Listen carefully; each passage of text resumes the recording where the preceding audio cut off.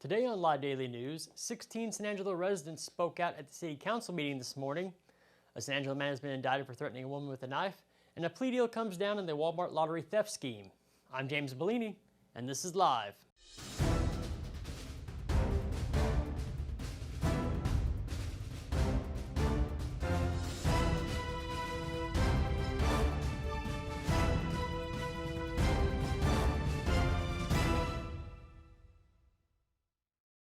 We'll get to the news in a minute, but first, looking for the best buffalo wings in San Angelo? Head over to the ArcLight Bar and Grill, located inside the Clarion Hotel at 441 Rio Concho Drive.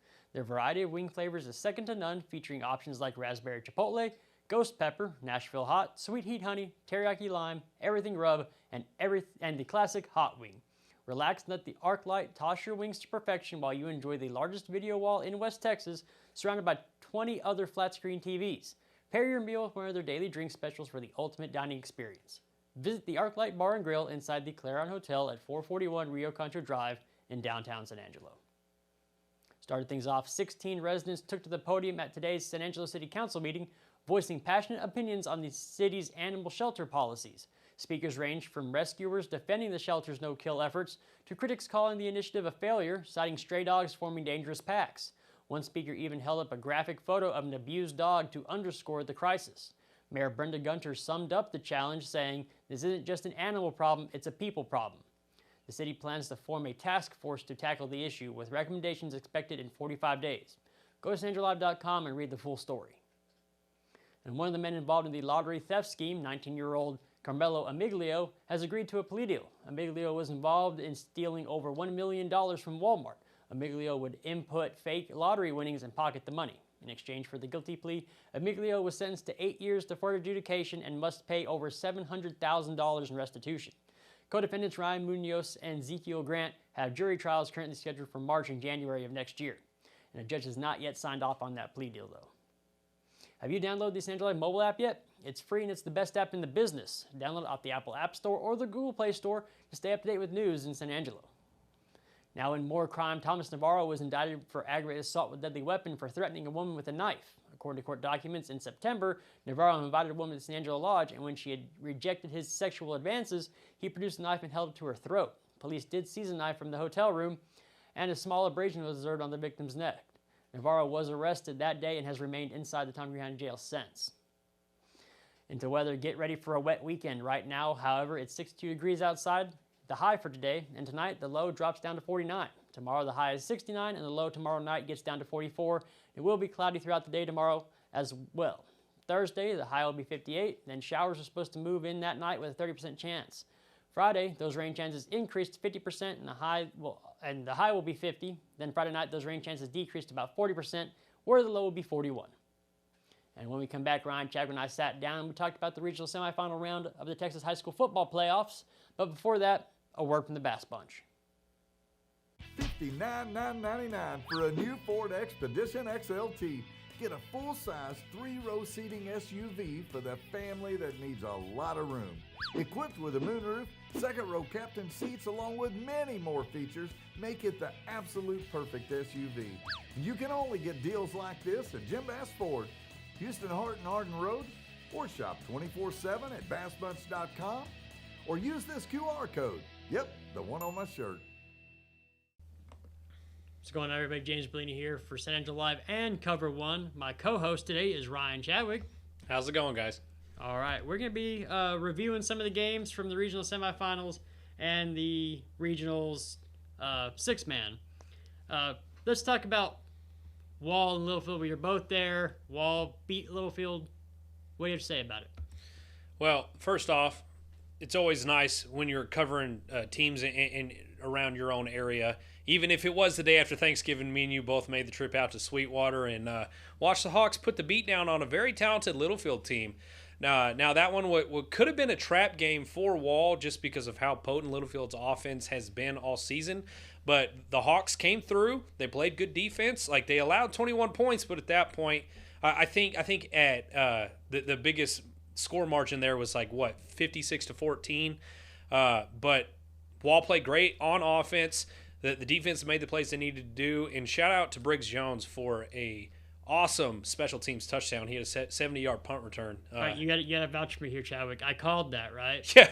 I was like, they were punting. I was like, he's going to return this one. And sure enough, so he returned it. It was funny, too, because in that moment, like we had just gotten to the area of the sideline where we could film the punt, and you just looked at me, you're like, I have a feeling he's going to return this one. And so I was like, okay. And so I zoomed in on him and only him. So if you saw our reel on Facebook, you can thank James Bouligny for that one, because I got Briggs catching the punt and then going all the way down the sideline. But yeah, big win for Wall.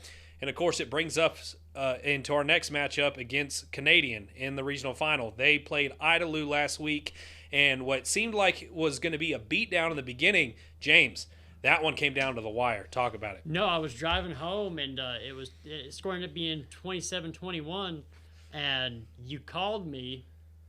And I had just left Sweetwater. I was probably 10, 15 minutes outside Sweetwater. And you said, hey, I might pull this off. And there's like 12 seconds left, 4th and goal. And Idalou quarterback threw a pick in the end zone. Yeah. But still, Idalou was able to come back from 27 down to make it 27-21 and come out on a last-minute play like that, last-second play like that. Yeah. And I think that bodes well for Wall, but obviously you can't go into this game thinking, oh, well, we beat Idalou. 33-7. They survived against Idalou. Yeah. If you go in with that, and Wall's not, at this point, these teams aren't going to go in with that attitude, but if a team goes in with that type of mentality, they deserve to get beat. But I know Slaughter's going to have his guys ready and prepared and everything like that. And maybe I should just start calling touchdowns from this point forward. Just call a touchdown every time Wall touches the ball this weekend, and we should be good. But as a reminder to everyone out there, that game is going to be Friday in Lubbock. So that one should be an excellent matchup, and I will be there for that. Yep. Let's talk about Junction real fast. I'm going to be at Hero Stadium down in San Antonio on Thursday for that one. Thursday at 7, or is it 6? Thursday 7 or 6. We'll have more on our regular Cover 1 show. Junction's having a fantastic year. And they went down. They beat Somerville. And they beat Falls City before that. And they're just having a great season down there. And now they get Shiner. And Shiner has a bunch of playoff experience. They have a great program down there that's been to state. Obviously, they had the Brooks brothers, who I remember Doug Brooks barreling over children at state, acting like a grown man out there, running up and down the field. Brooks brothers are gone. Junction has the ability, though, to get out and prove that we belong in this 4th round, we belong in the next round. So I think it's going to be a great game this Thursday coming up. Yeah, well, the one thing I'm going to say about that is you talk about playoff experience. They said the same thing about Falls City. They said the same thing about Somerville. And, don't get it twisted. That game against Somerville was not close. Junction dominated that game. And I think it speaks well to that Eagles coaching staff and just to what Junction can do as a whole. They already set their program record for wins in a season last week. And I would love to see them go all the way. How awesome would it be to have multiple Concho Valley and South Plains teams at state when we're there, James? That'd be great. I mean, it'd be great. I mean, just for the Concho Valley or the South Plains send a team to state. So... Because obviously West Texas doesn't get a whole lot of love from East Texas. I want to get back to the point where West Texas owns small school ball. So we're getting closer. Yeah. Speaking of small school ball, Water Valley got a win over Westbrook, who put it on. I mean, 116-110 against Robert Lee. Now Water Valley went out and beat them. They got Whiteface Saturday at 2 in Lamesa. What about this one? You think they're going to pull off another win? So Whiteface is a team that just keeps winning, right? They find a way. They're not exactly dominating their opponents, but they're beating them commandingly, and they're beating them to a point where how good they are. And now this one is going to be a little bit of a little rivalry between South Plains Live and San Angelo Live on this one, because it is a South Plains school versus a Concho Valley school, but it should be a really good one. I think Water Valley has a great chance to pick up another win and head to the state game. So I'd like to say I give them an edge, but you can't count Whiteface out. They proved it time and time again, and yeah, it's going to be an action-packed weekend at that matchup. Yeah, this is actually the last round for six-man. The state This is the state semifinals. semis. State is next week, and Water Valley wins. They're going to get either Gordon or Abbott, and those two, that might be the best six-man game of the year. Gordon and Abbott can both play. Gordon beat Menard. I mean, they 45 Menard. I think that score is 54-0. You know. Yeah, they put it on pretty good. So that should be a great one. And then talk about Post and Sunray real quick. That was another highly anticipated matchup. I think Post is overperforming this year. What do you think? Do you think they're overperforming a little bit? Well, I mean, they finished 2-8 last year, so like. Okay, so yeah, they're undefeated right now. They're 12-0, 13-0 now. Actually, they beat Sunray. Sunray was ranked number 1 in the state at the time. Had Armando Lujan at quarterback, Yep. who And, is up for Texas football. Is that athlete big? of the year. Is that big 2A? Small 2A. That's big to it. It's big 2A, yeah. So, yeah, like LeJohn was a beast, right? And Post found a way to corral him. You know, they took advantage of explosive plays that they forced an early special teams turnover to take a 13-0 lead early in that one. That game was also on Friday. I got back from Sweetwater back to Lubbock and basically rushed to the stadium and caught the second half of that game. But Post did what they needed to do to win, and that's hand the ball off to Ian Vergara, you know. 5 touchdowns, man. That's impressive. Like he had one heck of a game. Truly the play of the game was in the second half, Sunray comes back and finally takes the lead, right? And it looks like, okay, Sunray's going to do what they always do to teams, and in this second half, they just grind you down to the point where they can't keep up.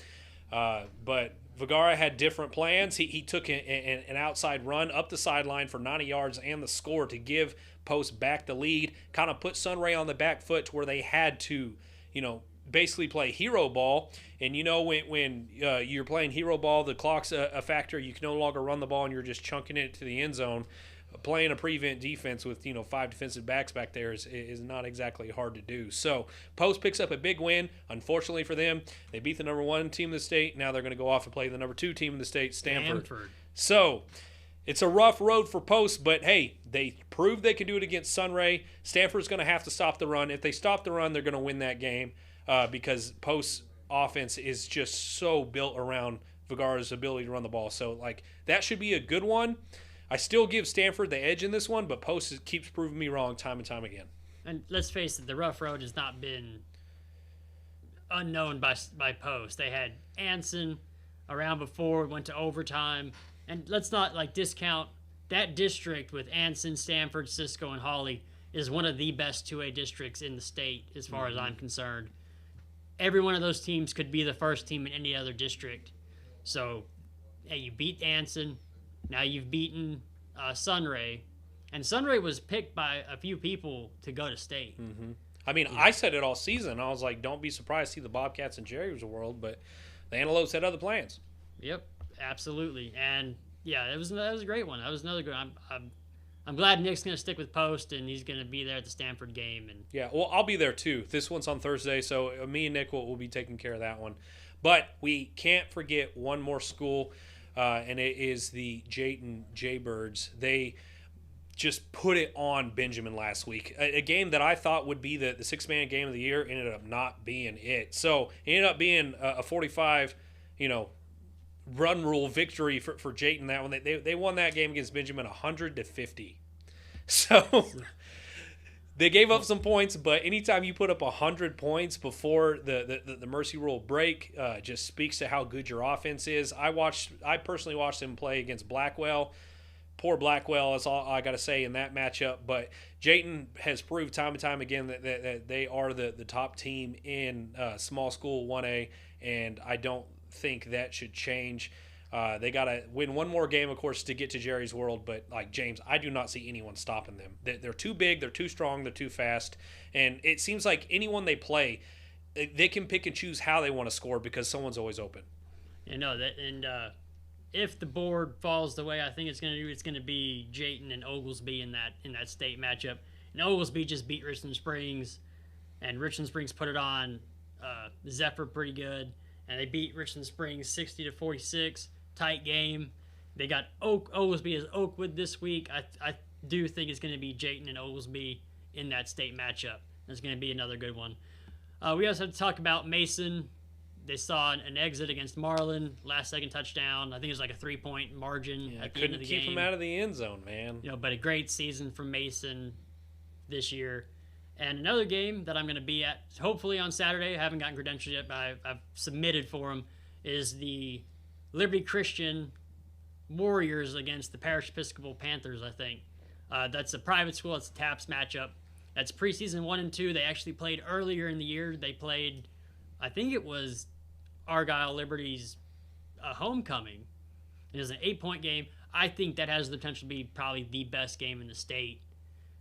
From TAPS and UIL together, I think that's going to be a great game. The D1 athletes across the field. Parish Episcopal's quarterback, I think he's committed to Purdue. And then if you go to Liberty Argyle, they got Baylor at quarterback. They got a South Florida, University of South Florida at running back, Boise State at receiver. And Gunnar Dillard's actually going to have a teammate going in this year. Brady Janusik, one of their receivers, is going to Oklahoma for baseball. Oh, hey, so good for them. It's gonna nice little preview. Yeah, I think it's going to be a great matchup between two of the premier programs in TAPS. It's going to be a great one. Of course, Liberty Argyle's Jason Witten's group. They're going for back-to-back state titles, and that should be a really good matchup. I'm excited for it. And what about you? What games are you excited for?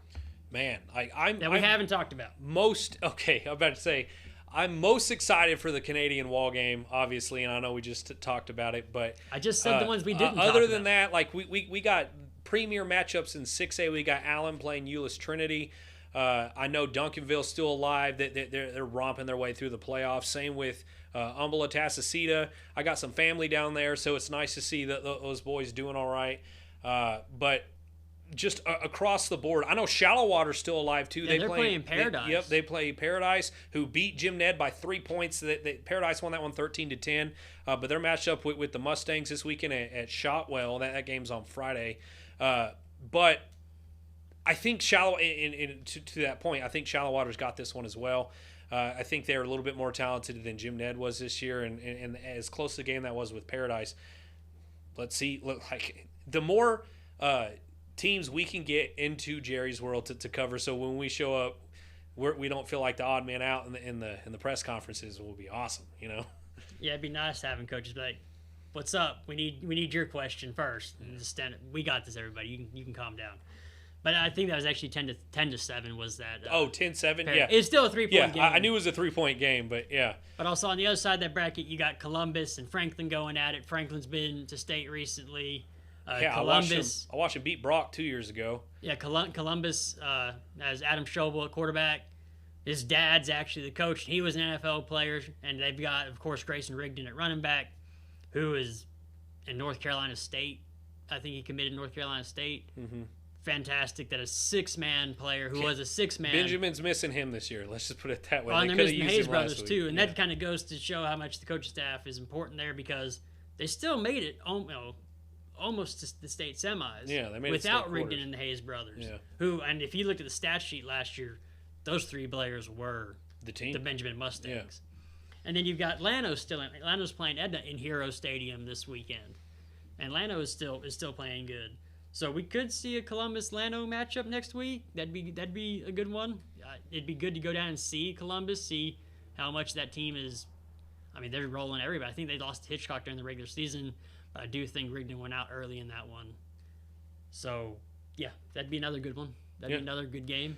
And, of course, we're going to have a lot more detail on these matchups come Friday when we actually do the pregame show. But figured we just recap the games from last weekend. There were so many that we were at, and there were so many good outcomes and exciting outcomes at the end of it. A couple good games, like I said, the Wall Littlefield game that James and I were at. It was exciting. I do believe that Wall has a shot this year, James. I don't want to put that out in the world, but man, the Hawks are exciting to watch. They absolutely are. I mean, anybody can take the ball. It just feels different this year. It does feel different this year. It's not, and it's nothing against previous teams that were running different offices or whatever. It's just the attitude and the feel and just the presence of these guys when they're on the football field, it's like they're impressing their will on their opponent, and they know they're going to win, And so, like, when you come in with that kind of confidence, it usually ends well for you. They just got to keep it rolling now. Well, it's not that. It's the more players are getting involved, more players touching the ball, players stepping up, and this is a very talented senior group now that a couple years ago they were really good. Yeah, but they were just young, and we said that. They were young, yeah. So now they're catching up. My state call for that one, Gunter and Wall is going to be a good game next week. If they could get past Canadian. They're going to get – I'm calling – dude, I called Briggs' touchdown. Yeah, you did. Happened. So I'm calling Wall in this one. Wall Gunter's going to be great. And then next week, Tidehaven and Lexington are playing this week, and so is Woodville and Dangerfield. Tidehaven's been to state past couple years. Did Poth They've been get pretty beat? good. Poth did get beat. Oh, hey. No Poth Pirates lost in to the state Lexington. game this year. They lost to Lexington. So I'll say Wall Lexington for my state prediction there. I could definitely see it happening too. These Hawks are for real, and if you can protect York, then guys like Robertson and Briggs Jones, if those guys get running, then and York is protected, then they're going to score a lot of points. Yeah, absolutely, and we'll get more into that on our Cover One show. We'll actually dig into that matchup a little bit more. But this has kind of been our little preview, and stay tuned to San Angelo Live for the pregame show on Friday. Until then, we'll see you later.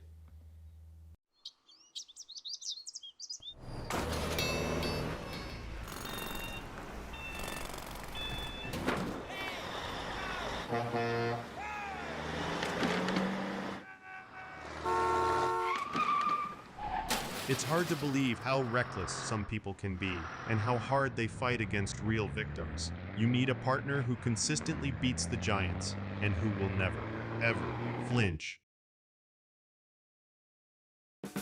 When it comes to unique pieces you can't find anywhere else, Kano's Diamonds and Coins is your one-stop shop. With over 24 years in the diamond and coin industry, Kano's Diamonds and Coins is West Texas's choice for diamonds, jewelry, coins, silver, and gold. Owner Bill Kano stands by his work and offers free consultations, including estate jewelry. Don't just trust anyone with your valuables. Come see the staff at Kano's at 1016 West Beauregard in San Angelo. Thanks for watching the Live Daily News Show, the only locally owned news show in the Concho Valley. Go like us on Facebook, X, and other social media platforms, and download the San Angelo Live mobile app to stay updated with news from in and around the Concho Valley. Thanks again, and we'll see you back here tomorrow.